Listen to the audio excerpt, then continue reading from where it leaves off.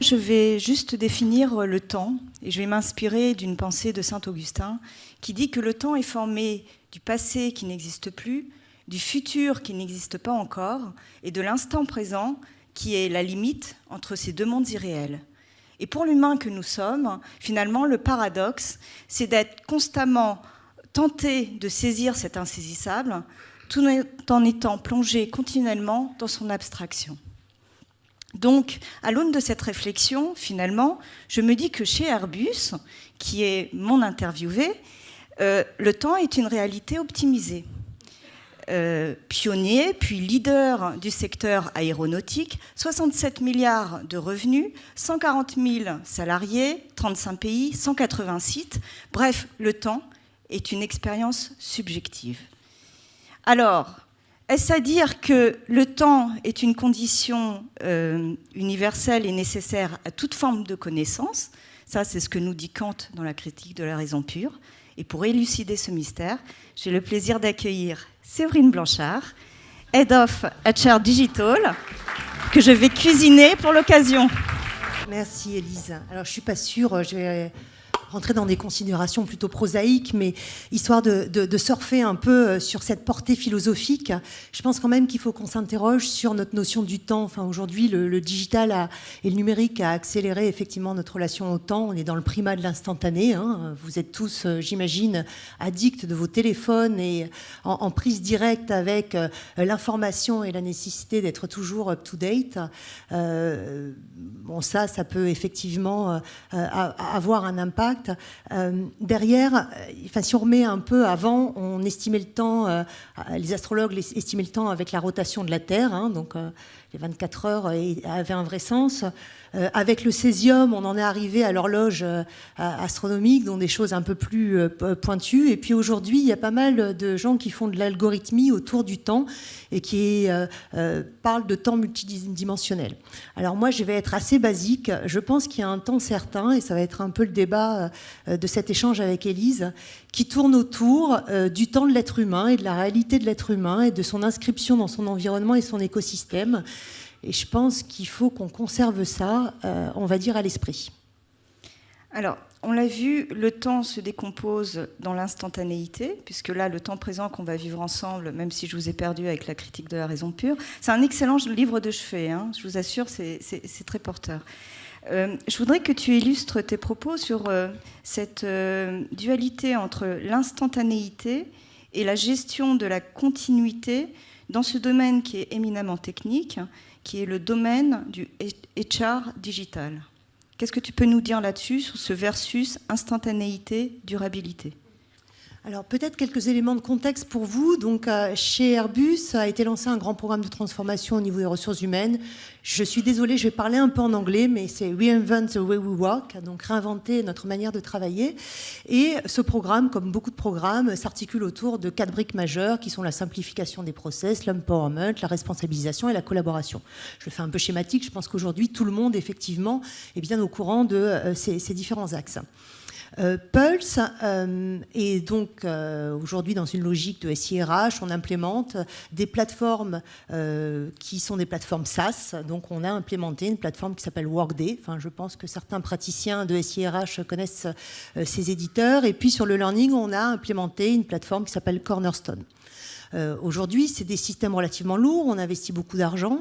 Qu'est-ce qu'il en est ? Alors, sur l'instantané, on voit bien que ces systèmes permettent aujourd'hui et amènent de la valeur à l'entreprise. Alors, je vais prendre l'exemple de la formation.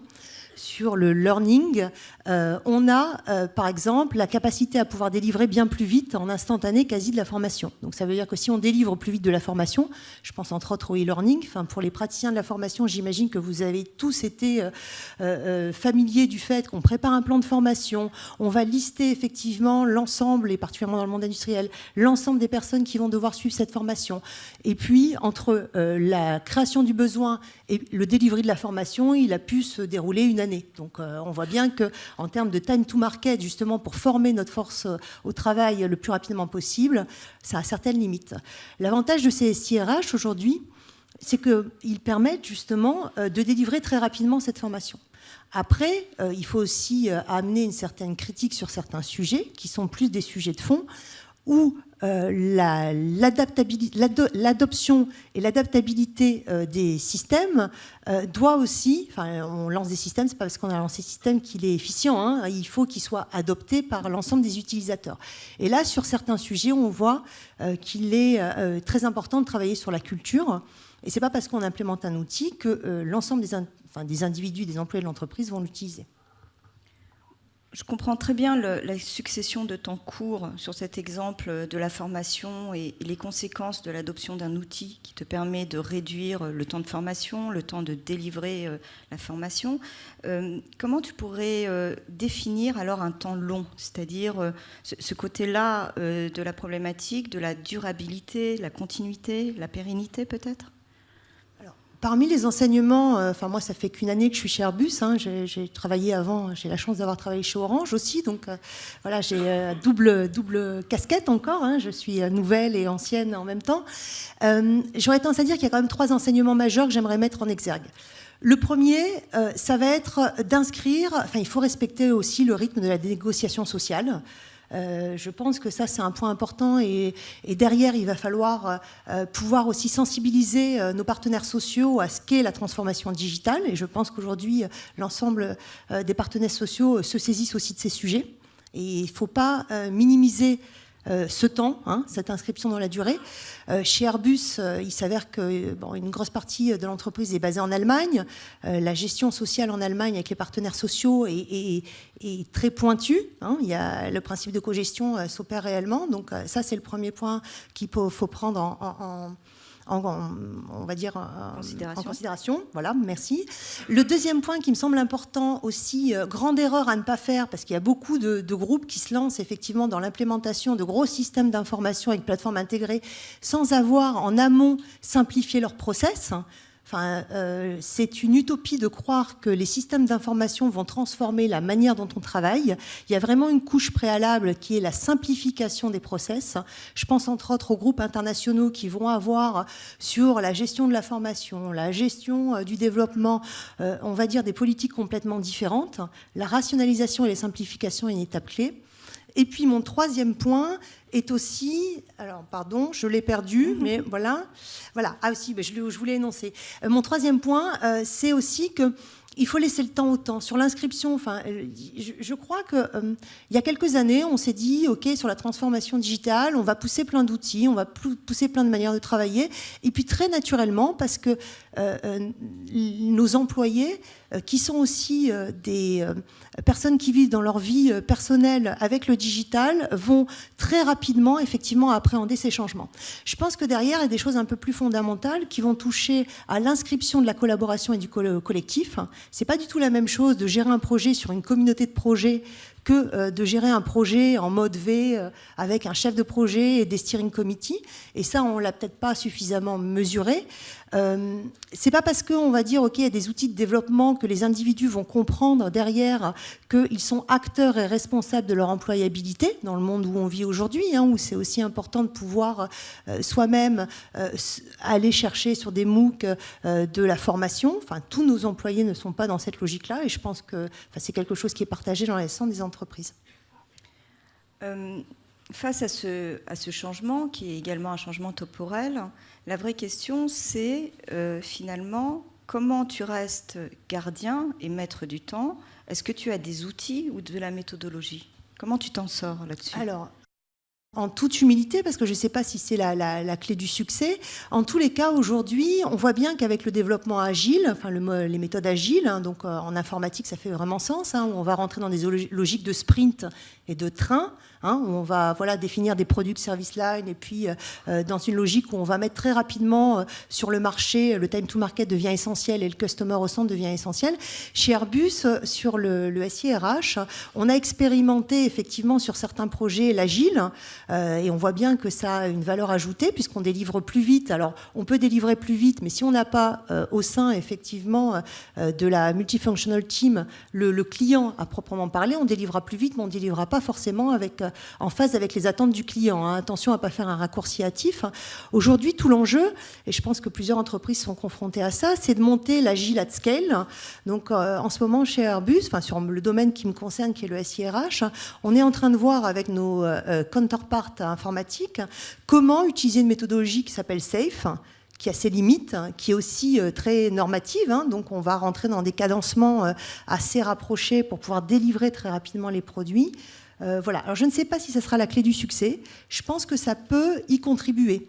Par contre, ce n'est pas le fait de raccourcir le temps, ce n'est pas le fait de faire des sprints qui va aider, puisqu'avant, pour les spécialistes de l'informatique, on faisait du développement waterfall, comme on disait, donc on écrivait des spécifications générales, fonctionnelles, et puis après, on demandait aux développeurs de bien vouloir développer, et puis on allait tester, et puis entre-temps, il s'était passé effectivement beaucoup de temps. Donc peut-être que ça va accélérer les choses, ça va permettre d'être plus en instantané et puis de délivrer plus de valeur rapidement. Par contre, n'oublions pas que ce qui est important, c'est pas la gestion du temps, c'est la gestion du client, enfin du customer, et aussi de répondre à ses besoins. Donc si on raccourcit les temps, mais sans client au centre, malheureusement, on va livrer des choses, mais qui ne seront pas forcément en phase, et en termes d'adoption, ça sera plus compliqué. Donc on comprend bien que une des voies, en tout cas, pour garder la main sur le temps, c'est cette adaptation aux méthodes agiles. J'aurais envie que tu me parles de ton expérience d'un temps long dans ce domaine du digital. Qu'est-ce que tu pourrais nous donner comme exemple illustratif d'un temps long ? Alors, pour moi, l'enjeu le plus majeur aujourd'hui auquel je suis confrontée, dans mon environnement, c'est tout ce qui va être autour du People Analytics. People Analytics, il y a plusieurs, on va dire, grands piliers. Il va y avoir le pilier de l'infrastructure technique. Donc là, on va vous parler de Lake, de Data Hub, de Mall, comment on va pouvoir consommer la donnée, puisque dans les systèmes d'information, il y a beaucoup d'interfaçage, ces interfaces qui coûtent cher, ces tuyaux qu'on met entre différents systèmes, donc rationaliser tout ça. Et par contre, derrière, alors ça, c'est des enjeux, je ne vais pas dire techniciens, mais on va pouvoir trouver des solutions. On a des normes un peu restrictives avec, entre autres, la data privacy et la GDPR, qui n'est pas un sujet neutre et qu'il faut entendre. Mais derrière, je pense que l'inscription dans le temps long, sur un sujet qui est initialement technique, va devenir un sujet qui est humain, qui est fortement humain. Demain, vous allez donner à l'ensemble de vos RH ou l'ensemble de vos managers un certain nombre de l'accès à de la donnée, qui peut être du reporting advance ou du predictive analytics. Je pense que c'est, comme tout ce qui est dans le digital, la nécessité de la littératie ou de l'acculturation à ces sujets va être importante. C'est pas parce qu'on va vous donner des chiffres que vous allez être en mesure de les analyser de manière basique et de les comprendre. Et je pense qu'il va falloir, un des enjeux pour nos entreprises, c'est de remonter en responsabilité l'utilisation qu'on va faire de ces données. Alors, à titre d'exemple, chez Airbus, on se dit que il y a vraiment la balance entre le digital et le mind. Donc, il nous faut aussi permettre à nos managers et à nos RH d'être formés sur tous ces sujets. Alors, la data, bien entendu, mais plus généralement le digital. Et à ce titre, d'ailleurs, on est en train de travailler avec nos partenaires sociaux sur un statement, une position de principe sur du digital ethics. Qu'est-ce qu'on va s'autoriser à faire? Qu'est-ce qu'on ne va pas s'autoriser à faire en matière d'éthique? Je pense qu'il faut poser certaines limites et que... alors peut-être que ça évoluera avec le temps. Peut-être que ce que je vous dis aujourd'hui, dans 10 ans, et j'espère que ça évoluera, mais en tous les cas, il faut pouvoir apprivoiser progressivement les choses et ne pas trop jouer trop vite avec le feu.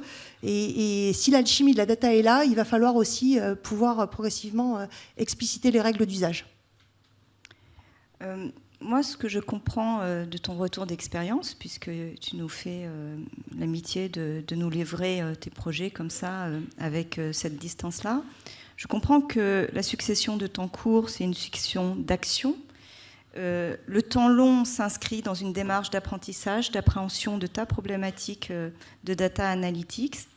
Et comme l'homme est la mesure de toute chose, j'ai envie de dire que sur le temps, une autre pensée philosophique, mais celle-ci du XXe, alors plus proche de nous, avec des termes qu'on appréhende mieux, c'est Bergson, qui dit que le temps est une mélodie et que ce serait artificiel de la couper en instants saccadés.